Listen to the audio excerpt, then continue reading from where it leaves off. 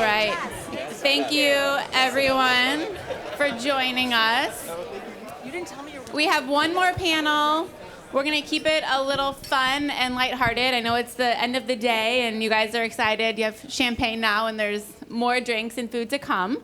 But we wanted to close it out with something fun for you. We wanted to chat about, Vikas just talked about creativity and the new frontier. So what better than to bring together a couple of creatives themselves?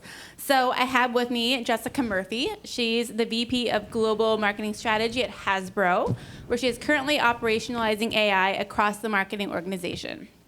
I also have Cruz, Director of GenAI and Creative Technology at Comcast, leading the integration of generative AI into brand and content workflows at Xfinity Creative. So we have a couple of creatives with us. We're happy for them to be here.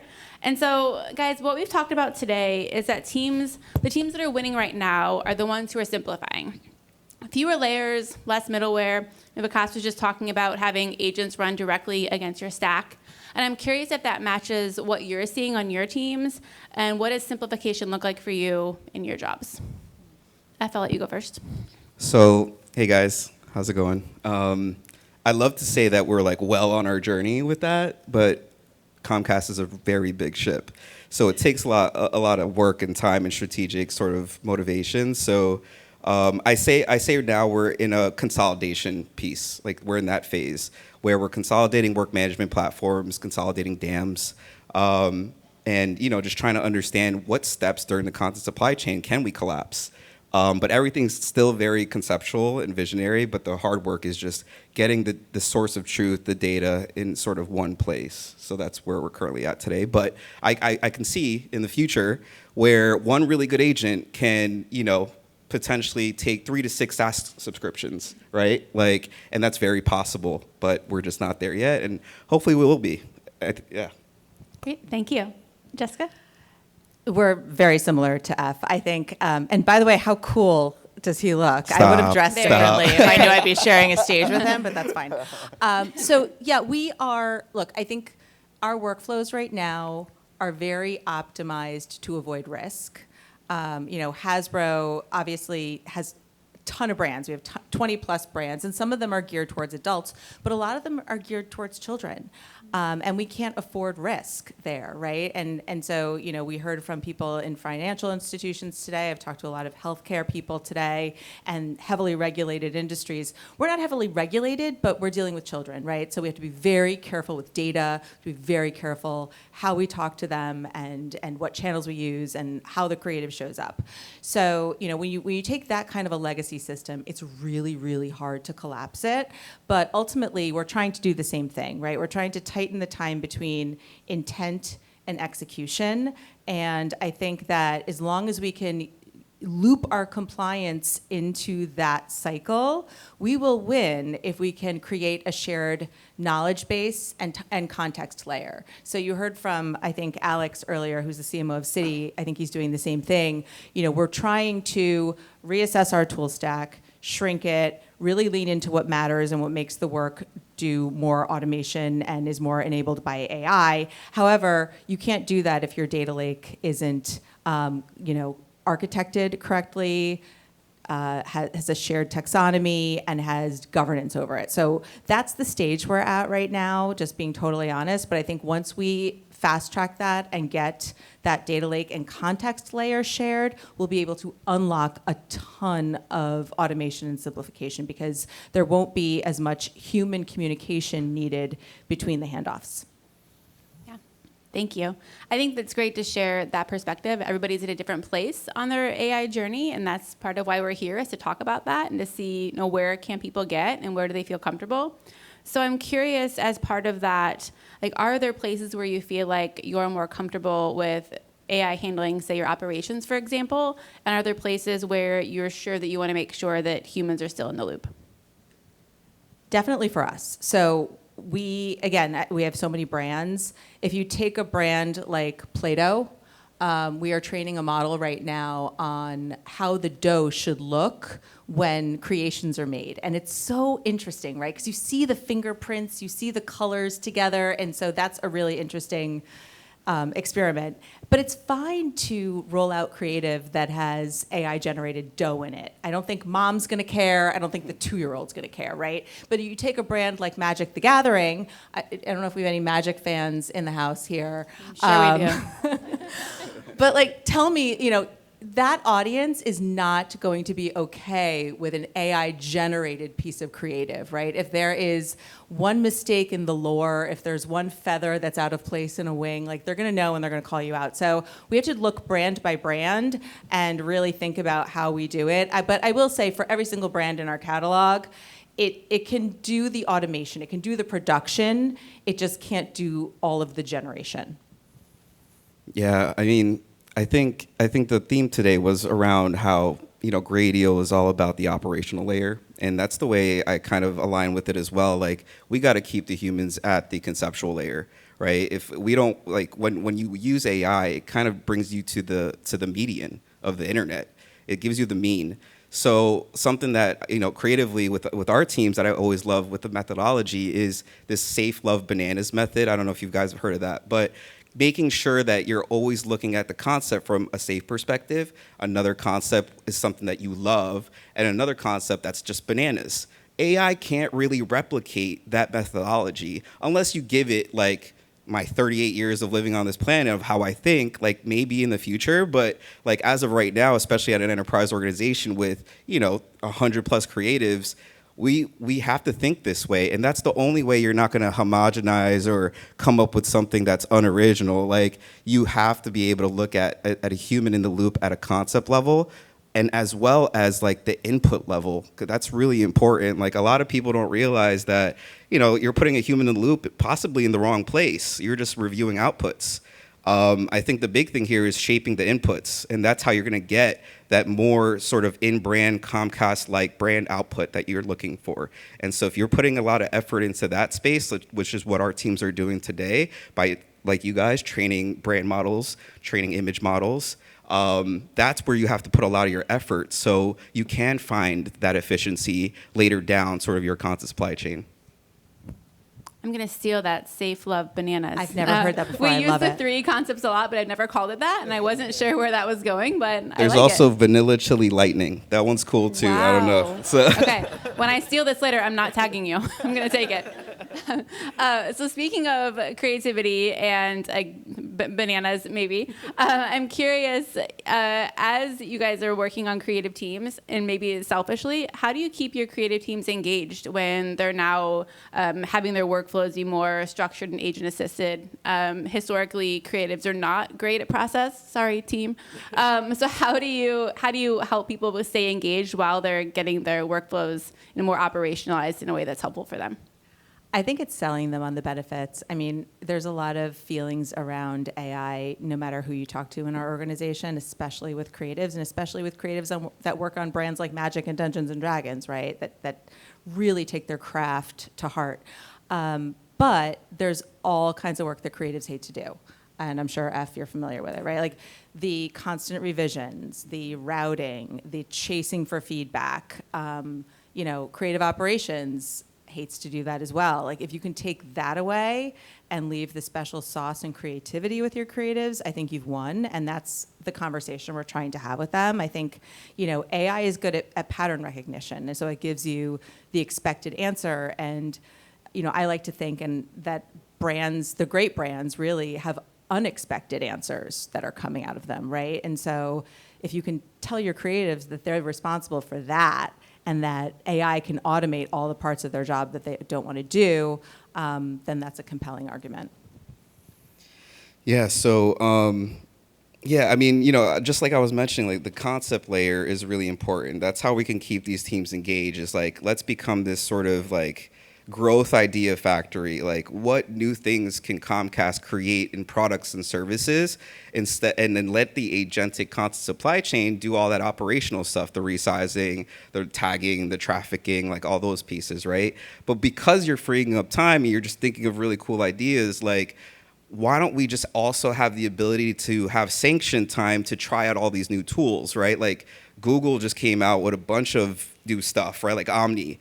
when do you have time? Is it just, evenings and weekends that you're trying to play with new stuff? That creates the fatigue, and that creates the blocking of like actually creating great ideas, because you're just worried about how other people might be so much farther ahead of you. So with that time, I think we should give playtime. Like, I call it a playground, right, to all these creatives. So, I mean, if you think about it, structure, like, without play is just a factory, and like no great creative wants to work at a factory, right? So like, let's give that time back to just ideas and playing. And I think that's what's going to create that great retention, and that's ultimately going to create great products and services for our consumers.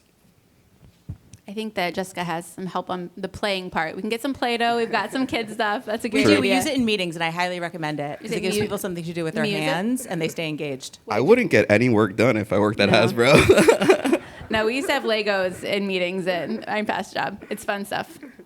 Okay, I have one more question for you guys because we're out of time, but I do want to end on this. So we're headed into a long weekend. Thank you guys for being here on a Thursday of Memorial Day.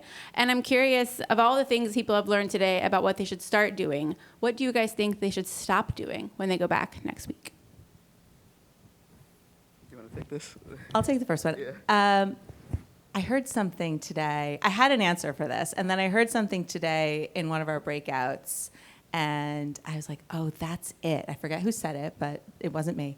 They said, the problem is ego. And I think that's so true. I think we're so attached to our work, and we're so attached to exactly the type of work that we do. And we have to let some of that go if we're going to survive this era and thrive in this era and actually have fun with this era, right? Yes, it's scary. I'm scared. I have kids. I'm scared.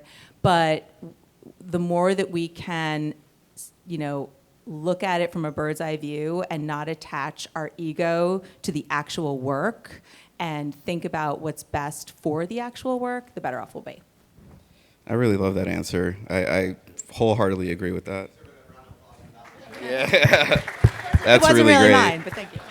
Yeah, no, that's great. I think on my end, like, something you should stop doing. Let me think about this. Well, maybe if I carry from the last question, right? Like, I think you should stop expecting your creative teams and your marketing teams to figure out AI during their work time, right? Like, I think that's a hard part that's actually stunting like the growth of the adoption of any AI tools. So, I mean, my VP's over here, Grove, and I'm kind of like saying it again, dude. Like, we gotta find time for these creatives. Like, let's stop Grove, thinking. give them some time. What are you doing? Let's stop thinking that the evenings and weekends are part of our 9 to 5, and like have that actual sanctioned time to like really play with these models and play with these tools. And I mean, one thing that I've actually been pitching to leadership, and Grove included, obviously, is let's build an AI native department. Like, let's create the blueprint, because and that's all they focus on. Because if we keep trying to figure out how to back GenAI tooling into these legacy workflows, like, there's always going to be like 80% who are just like, no, and then the 20% that are like, yes, let's go. But then that gap is going to continue to widen like every single day with models like Omni dropping, or like products like Gradial happening, right? Like, then you're gonna have 20% of the workforce who are like, oh my God, like, this is the way to work, this is the future. And then you have the 80% who have so much great knowledge and just like institutional history of Comcast. And if you can't marry those two things together, the innovation with that institutional knowledge, like, those products and services are gonna fall away from what the consumers have always been asking for. So if we could kind of close that gap, like, and if you guys could figure out how you can give that time back to your creatives and your marketing teams, I think that's something like, you should start doing when you come back from your weekend. So again, Grove, I'm sorry to like, say it a third time, but the whole room. Let's figure it out, dude. Next time I want something, I'm just going to get up on stage and make everyone else agree with me so my boss does it. Thanks. It's on the record. It's on the record. It's recorded. All right. Thank you, guys. That's all my questions. Does anyone in the audience have any questions? Time's up. Sorry. Over there. You got a mic coming your way. I'm there, dude. Where's the Where's Partival event? Let me get that. I'll RSVP. Hey guys. First of all, Jessica, I just want to say my dream job growing up was to be a G.I. Joe designer. So, really resonate with Hasbro. I went into pharmaceutical marketing, so different direction, but it is what it is. Curious how your organizations are navigating transparency about GenAI, AI-assisted content in the marketplace. Are you guys having conversations around what degree of assistance warrants slapping a GenAI, generated image, generated asset out on something in the marketplace? How are you guys navigating that conversation? Yeah, so I mean, we talk to our AI council like weekly, right? And something they just told us about is in New York, for instance, you now have to disclaim that if you have an AI generated human, you have to put that in a disclaimer. So we work really closely with our AI council, and they're sort of like the hub to understanding how we should be approaching kind of like that transparency on where we're using it. So yes, I think in different markets, there's probably different levels of transparency. But I'm going to be honest, like we have not once created a full GenAI campaign or GenAI TV spot or anything like that. Like we use, Gen Extend, Gen Fill, things like that. But I think from a brand perspective, we've been having a lot of those conversations on what are we comfortable with, like as a brand. And I think with pairing that with the AI Council, like we haven't really gone into market with anything full. So with that said, right, like I don't think we haven't hit a crossroad where we had to be like announce that something's completely AI generated. But I think once brand and AI Council really figure out that approach, I'm sure that from a brand perspective, Comcast is more than, they're definitely going to be the people to say, like, this is an AI-generated campaign. Like, we obviously have a big customer base on both telecom and media and entertainment. So it's a huge market for us to potentially hurt our customer base if we're not transparent, right? So I think we haven't gotten there yet, but it's definitely in conversations. Yeah, we're also talking to our team pretty much weekly. And for us, it's very brand by brand, right? So I gave the Play-Doh example. We're not rolling out tons of AGI Play-Doh content by any means, but we're toe dipping there. And then we're also toe dipping with G.I. Joe, actually, funny enough. But we're picking brands that are adult targeted, and we're picking channels and platforms that we're not going to live or die on. So one example is we trained a model on a G.I. Joe action figure, and we made a social asset where, the general was complaining to a subordinate about AI slop on the internet, right? And we thought that was a really tongue-in-cheek way to use AI, because it's implied that we're not using it, we're using it, we're not slapping a big thing on it, and then we're just seeing how people react. And some people said stuff and some people didn't. And so we're kind of like, okay, then maybe we can do a little more, or maybe we can't. But, we're very fan first. So we don't want to do anything that's going to alienate our fans. At the same time, we don't have the creative resources to serve all 20 of our brands all the time. So the more that we can put out for our fans, the better. But there's a line that you have to walk, and that's what we're trying to do. Thank you both. Anyone else? Okay, I think people are just about talked out. Well, I'm going to hand it over. Thank you guys for joining us. Thank you, guys. Lisa Hillman's going to come up and present a few awards, and then I promise there is more happy hour after that. Thank you.